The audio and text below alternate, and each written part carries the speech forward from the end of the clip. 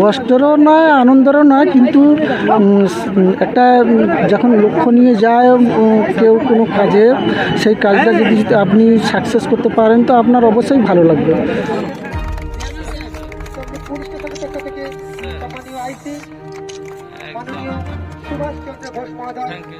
আর বাকি চ্যালেঞ্জিং আছে অ্যাডভেঞ্চার, এর জন্যই এটা অ্যাডভেঞ্চার স্পোর্টস আর মাউন্টেনিয়ারিং অ্যাডভেঞ্চার স্পোর্টসের মধ্যে অন্যতম।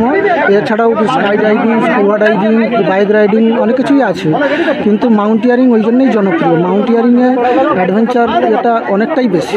কিন্তু এইটা মনের মধ্যে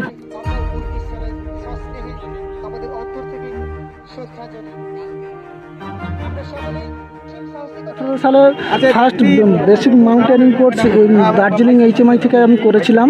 তারপরে 19 সালে অ্যাডভান্স মাউন্টেনিয়ারিং কোর্স করেছিলাম। তো অ্যাডভান্স লেভেল আছে 3-4টি।